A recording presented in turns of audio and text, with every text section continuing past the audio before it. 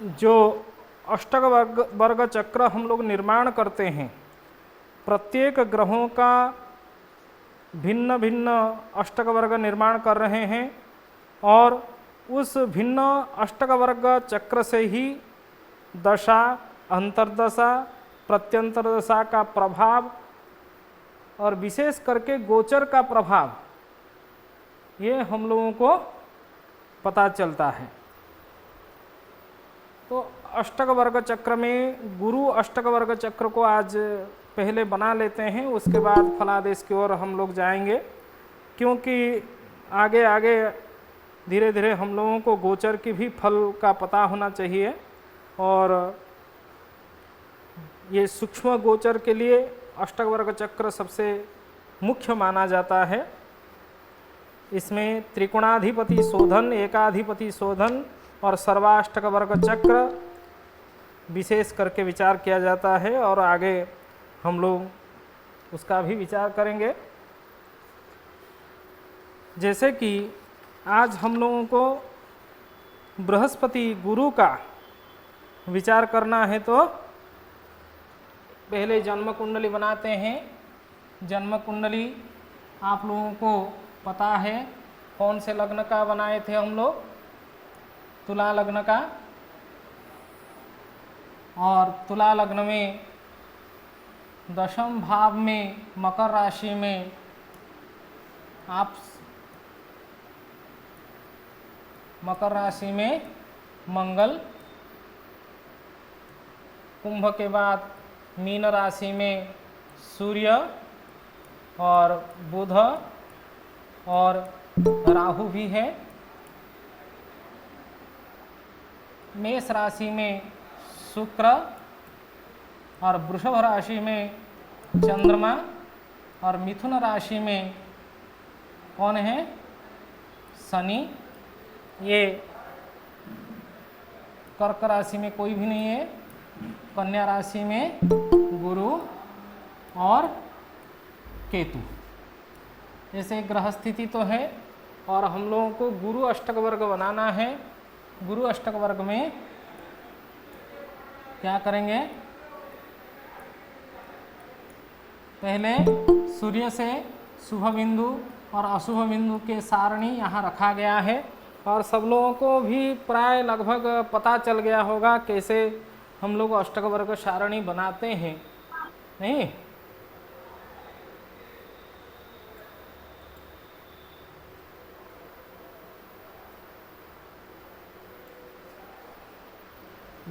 शुभ स्थान यहाँ सारणी में लिखा गया है सूर्य से प्रथम, द्वितीय, तृतीय, चतुर्थ, सप्तम, अष्टम, नवम, दशम, एकादश स्थान में हम लोगों को शुभ स्थान में बिंदु लगाना है और जल्दी जल्दी लगा देते हैं। आगे हम लोग समझेंगे विषय को।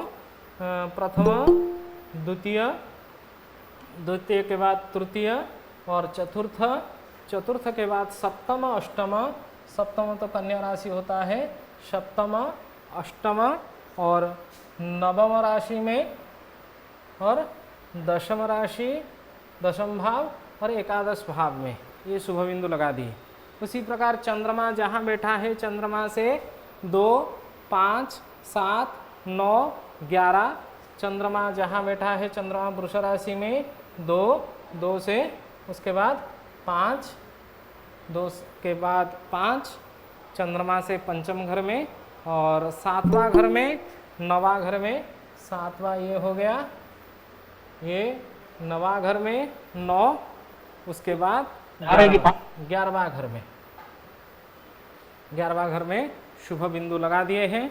उसके बाद मंगल जहाँ बैठा है, मंगल से भी लगाना है। मंगल से 1, 2, 4, मंगल से 1, 2, 4, 7, 8 और 10, 11, 1, 2, 1, 2 मंगल मकर राशि में है, 1, 2, 4, 4 और 7, 7, 8, 10, 11, 7, 8 और 10, 11 स्थान में शुभ बिंदु लगा दिए। उसी प्रकार बुध जहाँ बैठा है, बुध से भी कहाँ कहाँ लगाना है। बुध बैठा है 1, 2, 4, 5, 6, 9, 10, 11, बुध जहाँ बैठा है वहीं से 1 2 बुध बैठा है मीन राशि में, 1 2, 2 के बाद 4 5 6, 4 5 और 6, 4 5 6, 9 10 11, 9 10 11, 9 और सॉरी गलती हो गया, ये 9 10 11 है। बुध जहाँ बैठा है वहाँ से 10वां घर जो है ये है 9वां 10वां और 11वां घर में हम लोगों को शुभ बिंदु लगाना है। उसके बाद बृहस्पति, एक एक करके जल्दी जल्दी आप लोग बनाते जाइए, आगे की फलादेश हम लोगों को करना है। तो बृहस्पति जहाँ बैठा है वहाँ से 1 2 3 4 और 7 8 9 7 8 और 10 11 इतना है, 1 2 3 अरे 4। हमको चार्ट दिखाई नहीं दे रहा है। और बृहस्पति बैठा है कहाँ, कन्या राशि में, कन्या से 1 2, 1 2, 2 के बाद 3 4, 3 और 4, 3 4 7 8 10 11। बृहस्पति जहाँ बैठा है वहाँ से 7 और 8, 8 के बाद 10 और 11, 10 मिथुन राशि होगा, 11 कर्क राशि होगा। बृहस्पति का हो गया। उसके बाद शुक्र का शुभ बिंदु सब देखिए, 2 5 6 9 10 11।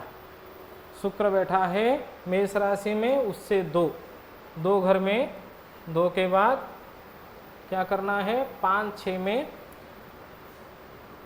शुक्र से 5, शुक्र जहाँ बैठा है उससे 5, 5 के बाद आपको 6 में, 6 के बाद 5 6 और 9 10 11, 9 10 और 11 इस स्थान में शुभ बिंदु हो गया। और बचा शनि, शनि से शुभ स्थान है 3 5 6 और 12, 3 5 6 12। शनि बैठा है मिथुन राशि में, मिथुन राशि में से 3 मतलब हो जाएगा सिंह राशि, 3 के बाद 5 6, ये 5 हो जाएगा, 5 6, हाँ 5 6 के बाद सीधा 12, शनि से 12 बेभाव में। और लग्न से 1 2 4 5 6 7, लग्न से ये लग्न है 1 2, 1 2 के बाद 4 5 6 7, 4 5 6 और 7, 6 7 के बाद 9 10 11, 9 10 और 11। इस हमारे कौन सा चक्र हो गया है, भिन्न अष्टक वर्ग में बृहस्पति का भिन्न अष्टक वर्ग बन गया है। इसमें तो किसी को कोई संदेह नहीं होगा, क्योंकि 4-5 दिन से यही सब हम लोग कर रहे हैं, तो सबको अभ्यास हो गया होगा कैसे प्रत्येक ग्रहों का भिन्न अष्टक वर्ग बनाना है। और शुभ स्थान को देखते हुए हम लोगों को केवल बिंदु लिख देना है। जितना बिंदु लिखेंगे उससे अवशिष्ट रेखा होगा। एक राशि में शुभ और अशुभ कुल मिला के 8 होते हैं। ठीक है। अभी बृहस्पति एक प्रश्न था। प्रश्न क्या, कौन सा प्रश्न बताइए। आपने जो भी गुरु अष्टक वर्ग का जो चार्ट बनाया था, तो उसमें जो आपने चार्ट दे रखा, उसमें लग्न वाले में 9 बिंदु दे रखे हैं। क्या आप हर दिन कहते हैं, लेकिन आपका आवाज क्लियर नहीं आ रहा है। क्या बोले, और एक बार बोलिए। गुरुजी, गुरु अष्टक वर्ग चक्र दे रखा ना आपने, बोर्ड तो बना रखा है, उस पे है ना लग्न वाली लाइन दिए हुए हैं। नहीं सुनाई दे रहा है मैडम, लिख सर कर बाद बाद में ये कह रही हैं हाँ। वो कि जो ये गुरु भिन्न अष्टक वर्ग में आपने जो चार्ट बनाया, इस चार्ट में 9 बिंदु आपने दे रखे हैं। किस में? ये जो गुरु भिन्न अष्टक वर्ग का जो ये चार्ट बना हुआ है जिसमें गोले गोले भरे हुए हैं, इसकी बात कर रही हूँ। कहाँ 9 इसमें लगन की बात कर रहे हैं। लग कहाँ 9 हो गया? कौन से राशि में? लगन के लग्न। सामने 9। हाँ 9 है। लग्न में 9 हो गया?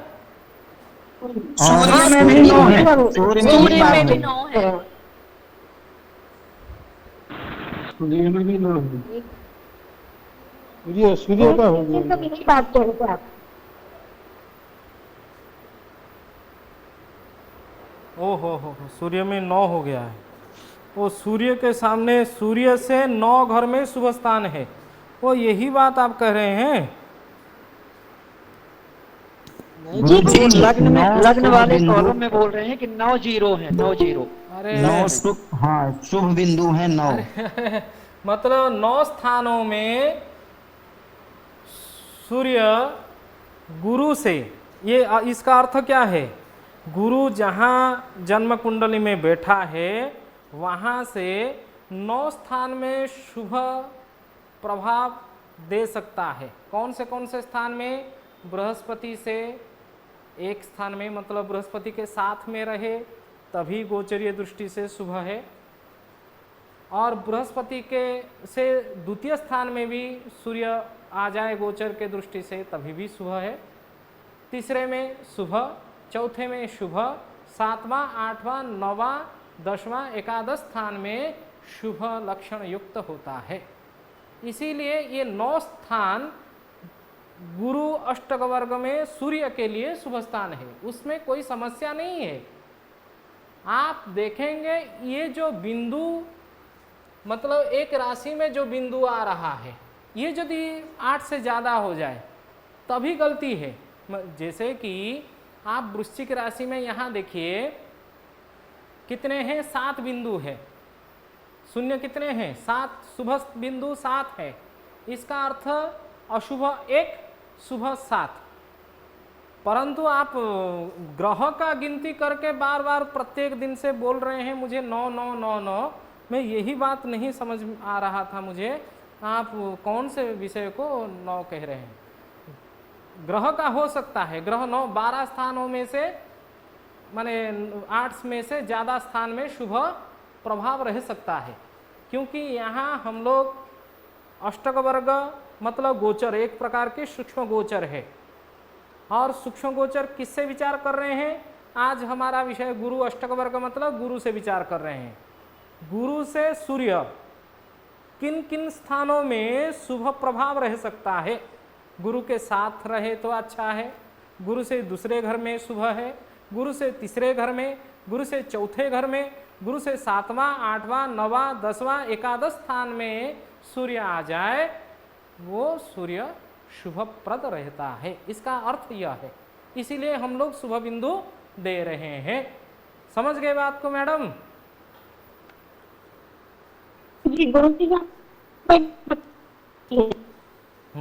ठीक है, माइक ऑफ कर लीजिए और बाकी विषय समझ लीजिए। हम लोग जब बृहस्पति का विषय करते हैं, बृहस्पति जैसे यदि शनि के गोचर दृष्टि से शनि के अष्टक वर्ग में आ जाए, अभी बृहस्पति कौन से राशि में है गोचर में? मेष राशि में है ना? मेष में। हाँ, तो मेष राशि का स्वामी कौन है? मंगल। मंगल है। मेष राशि का स्वामी जब मंगल हो जाता है, मंगल के साथ गुरु का संबंध क्या है यहाँ? तात्कालिक और नैसर्गिक मंगल क्या हो गया? गुरु का मित्र है। और तात्कालिक क्या है? शत्रु। क्योंकि गुरु से कितने घर में है? शत्रु। 5वें घर में मंगल है तो शत्रु है। मित्र शत्रु मिलके सम हो जाता है। क्या हो जाता है? सम होता है। और सम होने के कारण जब गोचरीय मेष राशि में, यहाँ हम अष्टक वर्ग में देख रहे हैं शुभ बिंदु कितना है? 5। 5 है ना मेष राशि में गुरु अष्टक जी वर्ग में? गुरु जी। जी हाँ, शुभ बिंदु 5 है, अशुभ कितना होगा? 3 होगा। और सम गोचर में आ जाए, मेष राशि में सम गोचर में आ जाए, इस व्यक्ति विशेष के लिए, कि जिस व्यक्ति का अष्टक वर्ग चक्र है उस व्यक्ति विशेष के लिए बृहस्पति का प्रभाव क्या रहेगा?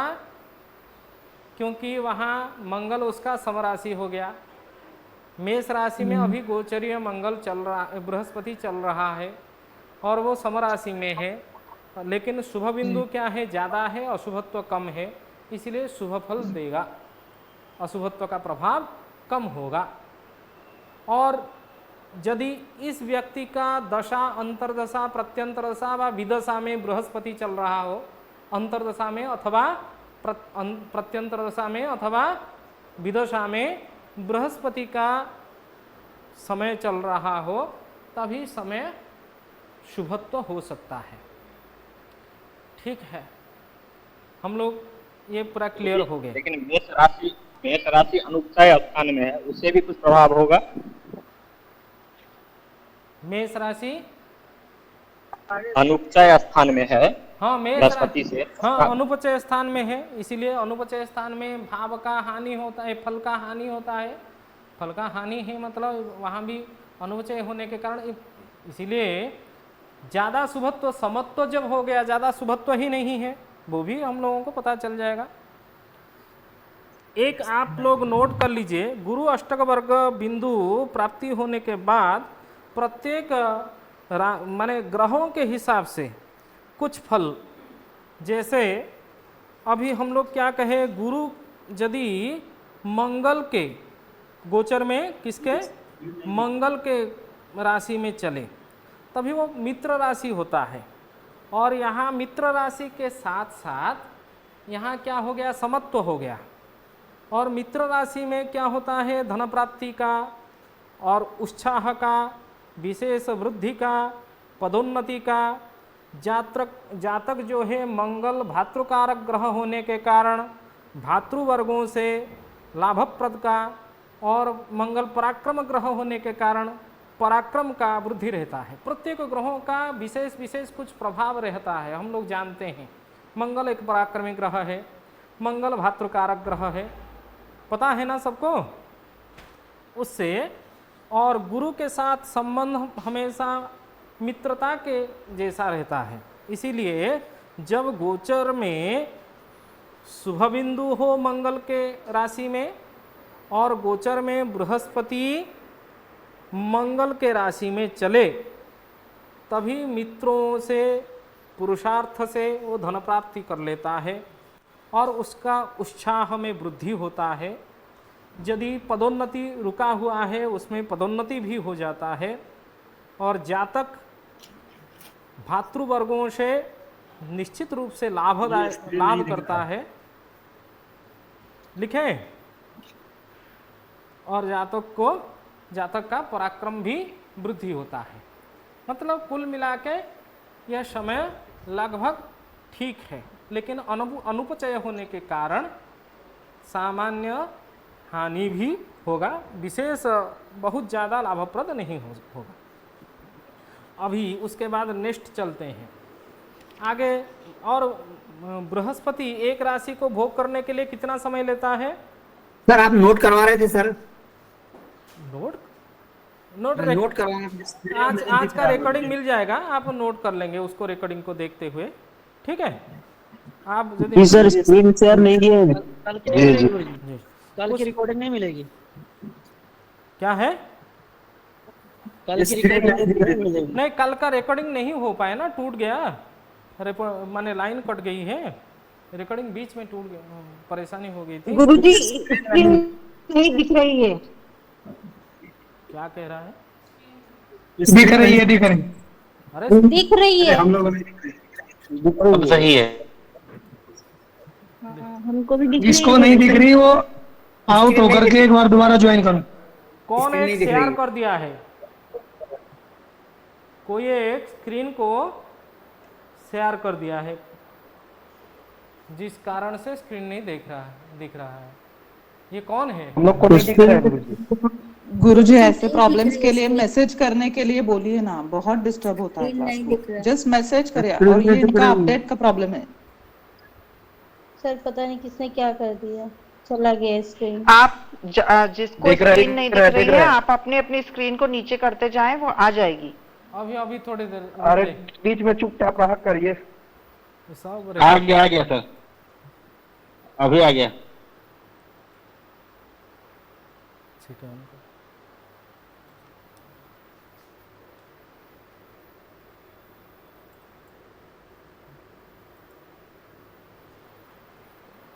ठीक है, चलते हैं। जय गुरु जी। दिख उसके बाद बृहस्पति जो है वो एक राशि में 1 वर्ष तक रहता है। नहीं, मध्यम गति से बृहस्पति एक राशि को 1 वर्ष तक भोग करता है। और कभी कभार वक्री भी होता है। वक्री होने के कारण बृहस्पति आगे पीछे भी राशि में चला जा सकता है। तो वर्तमान में इस राशि में चल रहा है, आगे जाके वृष राशि में चलेगा। और वृष राशि का स्वामी कौन है हम लोगों को पता है, शुक्र है। और नैसर्गिक शुक्र बृहस्पति का क्या है, शत्रु है। और तात्कालिक यहाँ जन्म कुंडली में आप देख लीजिए, बृहस्पति तात्कालिक भी शत्रु है। शत्रु। और दोनों शत्रु मिला के अति शत्रु हो जाता है। और अति शत्रु के घर में बृहस्पति का चलन होना गोचरीय दृष्टि से अच्छा नहीं माना जाता है।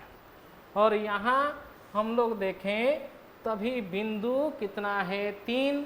शुभ बिंदु 3 है तो अशुभ रेखा जो है वो क्या है, 5 हो जाएगा। और शुक्र स्त्री कारक ग्रह है व कामना कारक ग्रह है, यह भी हम लोगों को पता है ना। क्योंकि बृहस्पति और शुक्र शरीर में कामनाओं का सृष्टि करते हैं।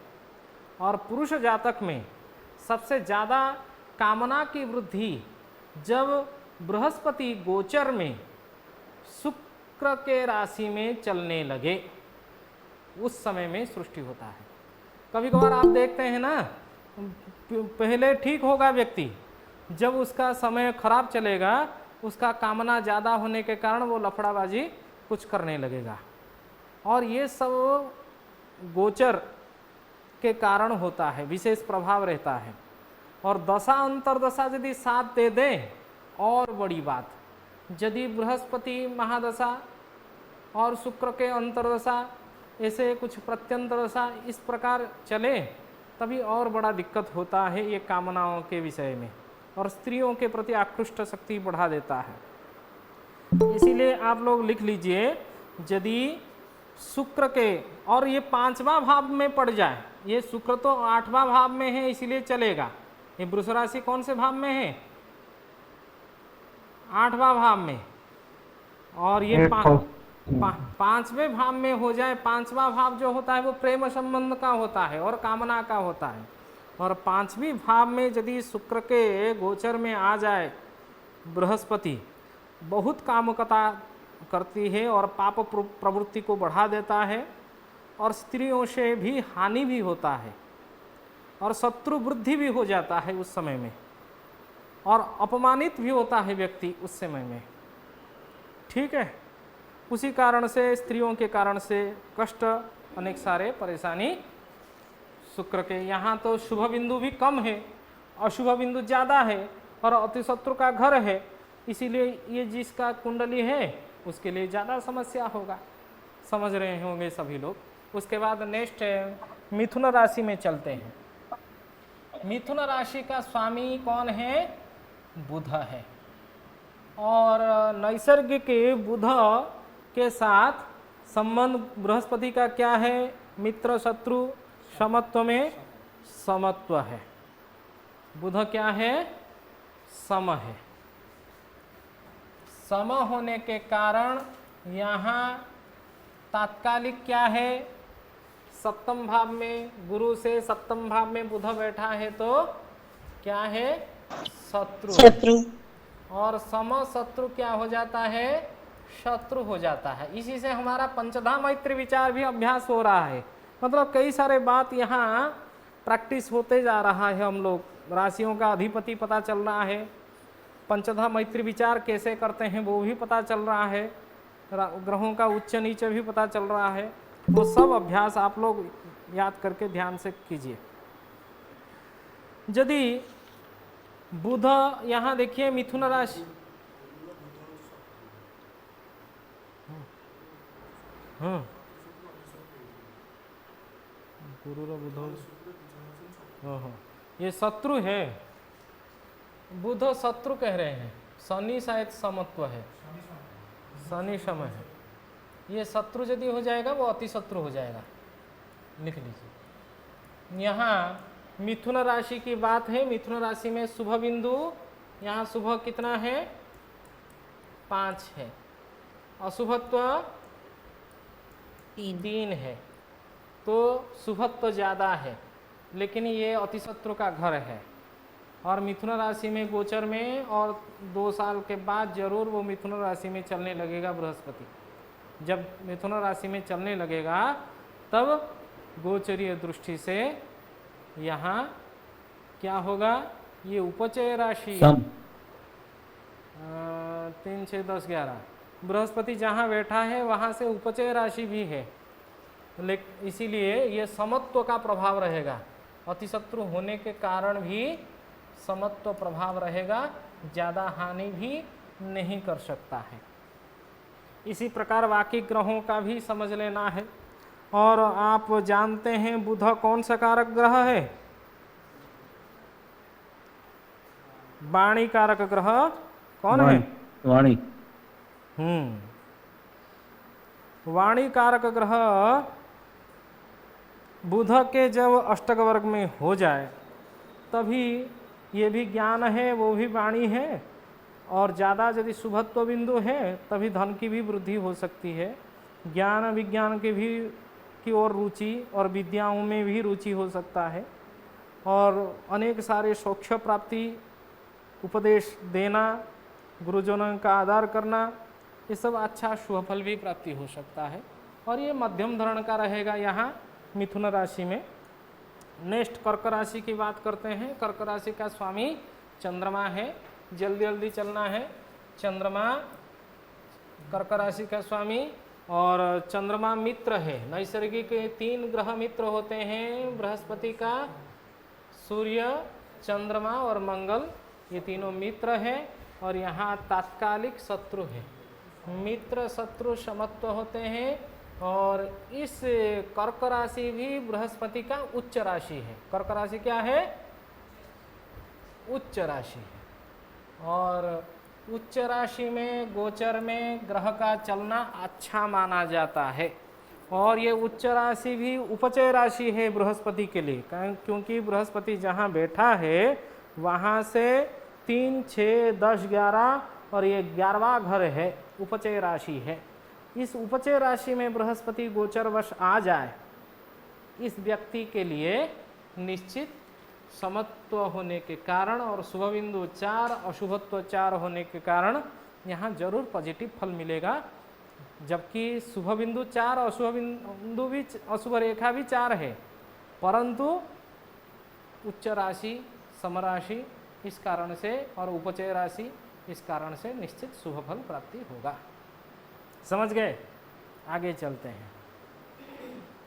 अभी सिंह राशि को देखते हैं। और सिंह राशि का स्वामी सूर्य है। मैं आप लिख लीजिए, सूर्य मित्र है और यहाँ सूर्य तात्कालिक शत्रु है।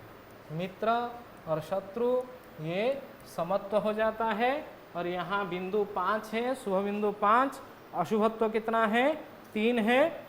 और ये व्यभाव में होने के बाद भी शुभ बिंदु ज़्यादा होने के कारण निश्चित यहाँ पॉजिटिव फल मिलेगा, उतना नेगेटिव नहीं हो सकता है।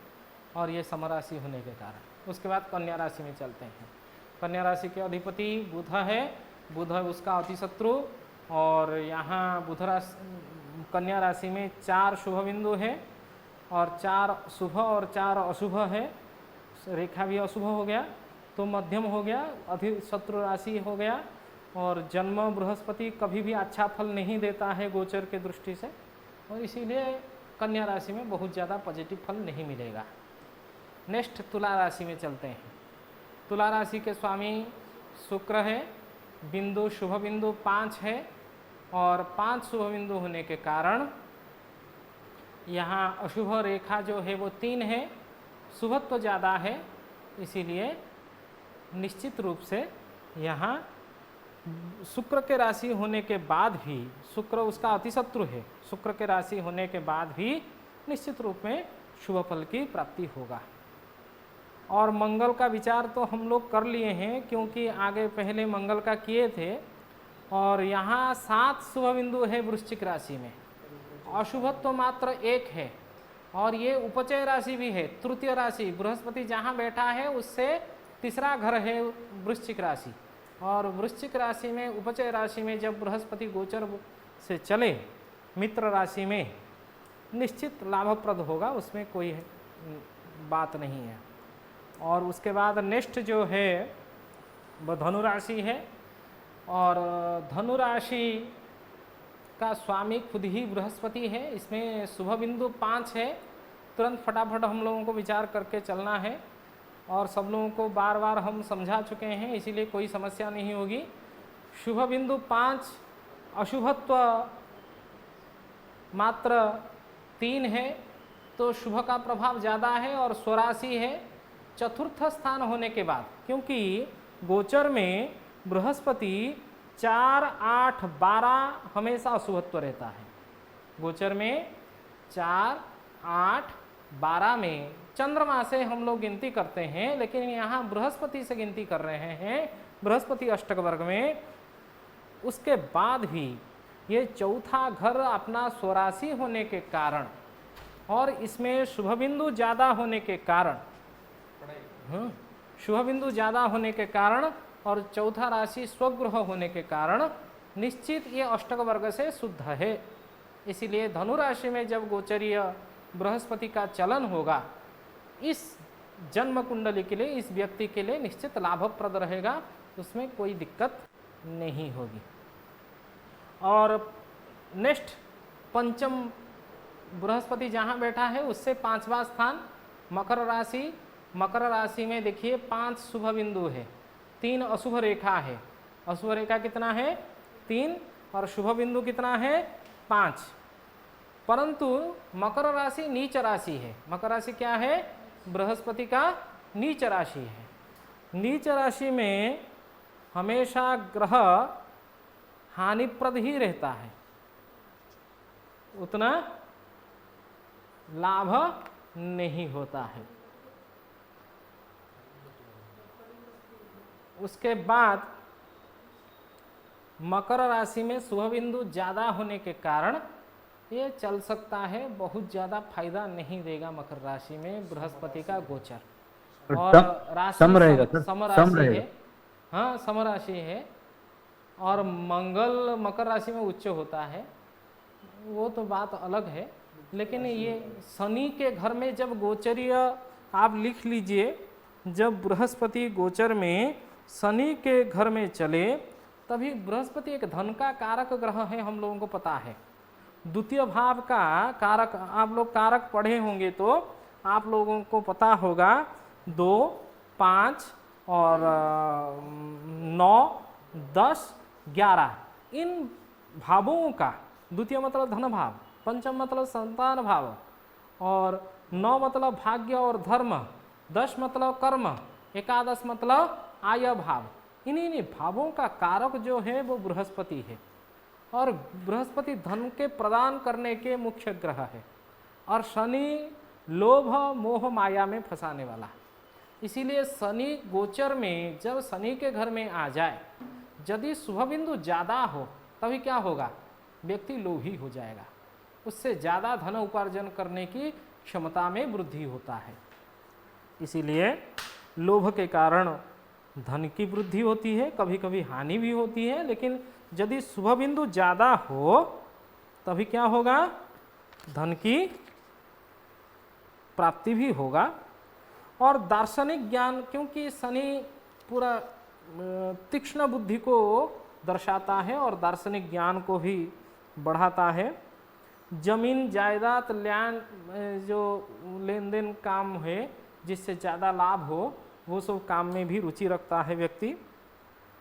और निम्न श्रेणी शनि के कारण वो निम्न श्रेणी लोगों के साथ लोगों से जुड़ता है, उससे धन उपार्जन मतलब लाभ प्राप्ति करता है। कभी कभार उसका विचारधारा भी शुद्ध हो जाता है शनि के प्रभाव से। 1 वर्ष तक मकर राशि में रहेगा। जब तक मकर राशि में रहेगा दशा अंतरदशा प्रत्यंतर दशा को हम लोगों को देखना पड़ेगा। बिना दशा अंतरदशा प्रत्यंतर दशा हम कभी भी अष्टक वर्ग का फलादेश नहीं कर सकते हैं, क्योंकि ये सब जुड़ा हुआ है। हम जब प्रैक्टिकल एक एक कुंडली का करने लगेंगे तभी और बारीकी से हम लोगों को पता चलेगा, क्योंकि अभी हम लोग अभ्यास कर रहे हैं, अपना दिमाग में बैठा रहे हैं प्रत्येक ग्रह एक एक राशि में चलने से उसका प्रभाव क्या हो रहा है।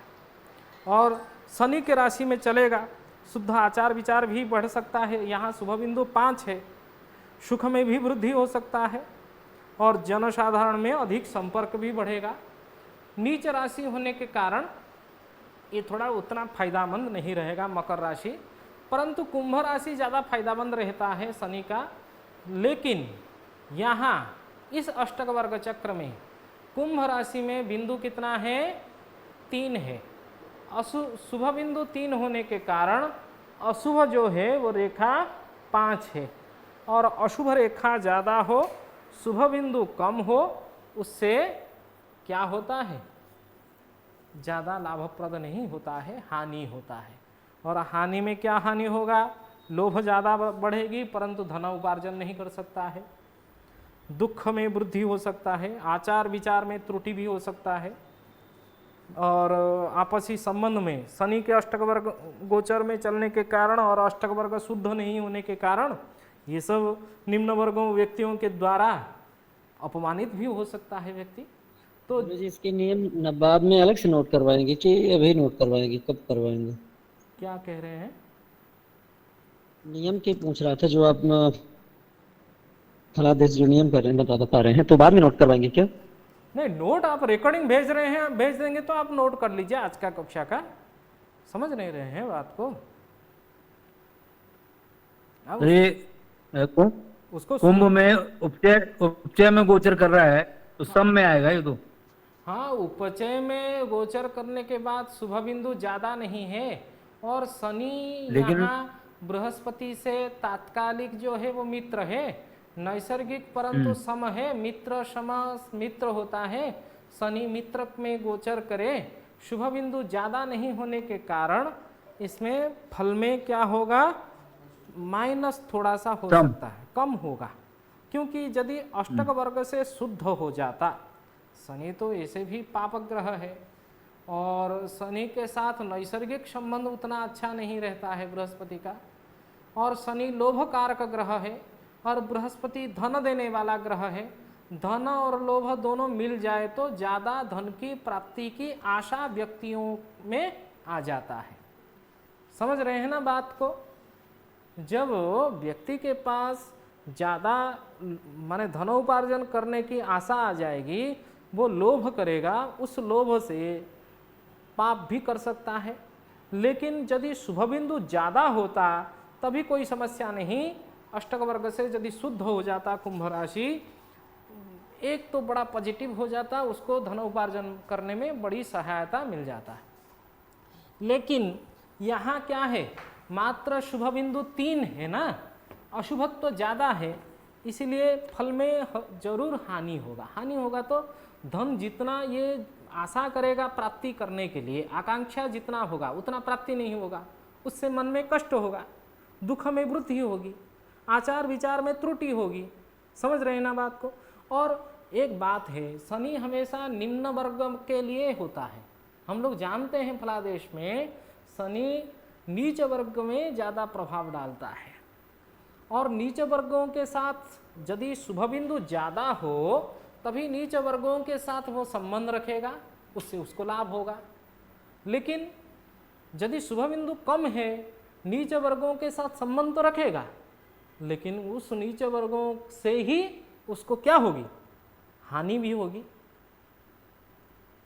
बहुत ज़्यादा फायदा नहीं होगा। केवल उपचय राशि होने के कारण 3, 6 ये षष्ठ स्थान है उपचय राशि में जाने के कारण, और मित्र राशि में जाने के कारण, माने जन्म कुंडली का पंचधा मैत्री के अनुसार वो मित्र राशि है, मित्र राशि में जाने के कारण उसका प्रभाव जरूर बहुत ज़्यादा हानिप्रद नहीं रहेगी, मध्यम धरण की रहेगी, परंतु कुछ ना कुछ माइनस तो हो जाएगा यहाँ।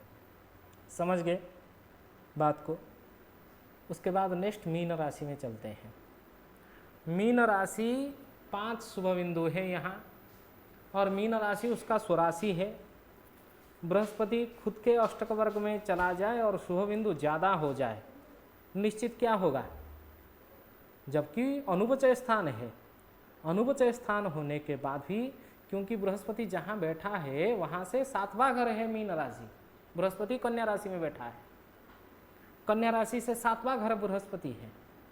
यहाँ 7वां घर होने के बाद भी शुभ बिंदु 5 है, अशुभ रेखा 3 है, शुभ का प्रभाव ज़्यादा है, और अष्टक वर्ग में यह राशि शुद्ध हो गया है, जिस कारण से गोचर, और स्वराशि भी गुरु का है, गोचर में जब बृहस्पति चलने लगेगा मीन राशि में, सुख वृद्धि होगी, धर्म और ज्ञान में भी रुचि रखेगा व्यक्ति, राज्यों की प्राप्ति करने की लोभ भी हो सकता है। मतलब कभी कभार क्या होता है, हम लोगों को पदवी प्राप्ति करने की आशा रहती है, पदवी प्राप्ति की आशा से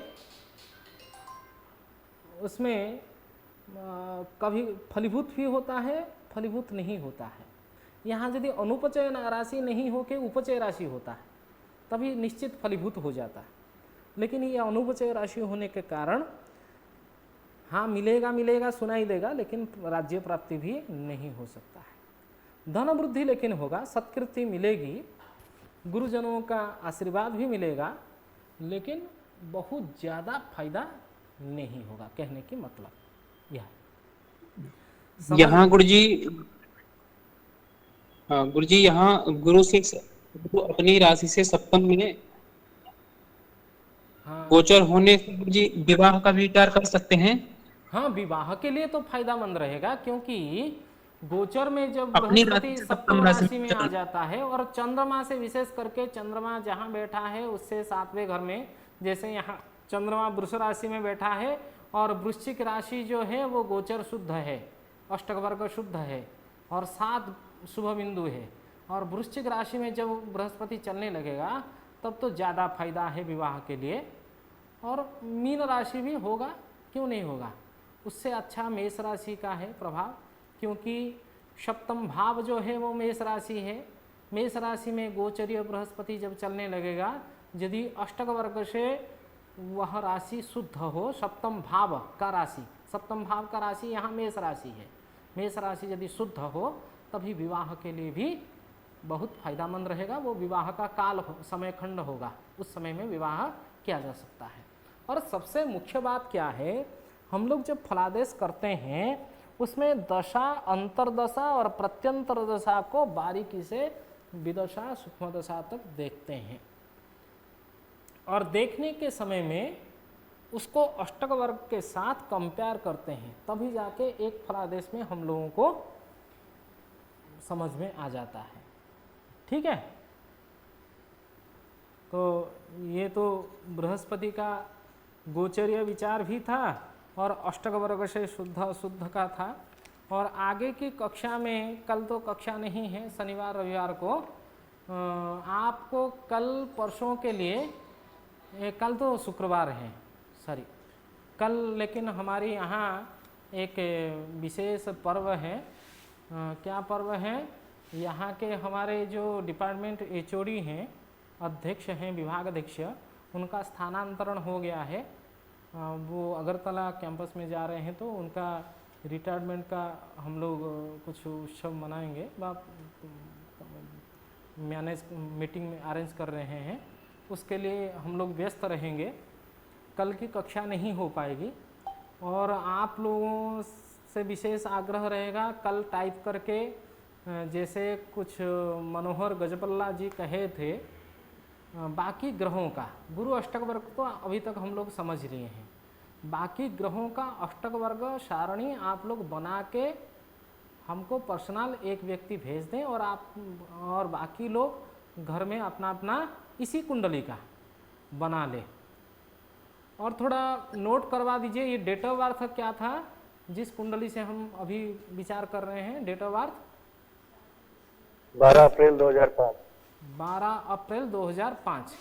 12 लिख लो 12 अप्रैल, इस खाता में नोट कर लो, हाँ सेव कर लो। 12 अप्रैल 2005। और समय क्या था? 6:45 PM। 18:45। 18:45, मतलब शाम को 6:45। इस जन्म कुंडली का बाकी लग्न तक हम चार्ट केवल भेज देंगे आपको टाइप करके। किसका किसका? शुक्र का, शनि का और लग्न का, ठीक है।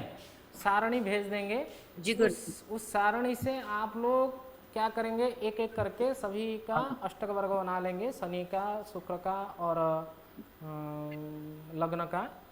और उसके बाद नेक्स्ट शनिवार को उस विषय में केवल अष्टक वर्ग चक्र को दिखाते हुए चर्चा भी कर लेंगे। क्या क्या फल, तीनों का एक साथ विचार कर लेंगे, क्या क्या फल होगा शनि का, गोचरीय शनि का प्रभाव। क्योंकि शनि 2.5 साल तक एक राशि में चलता है, नहीं? शनि क्या होता है?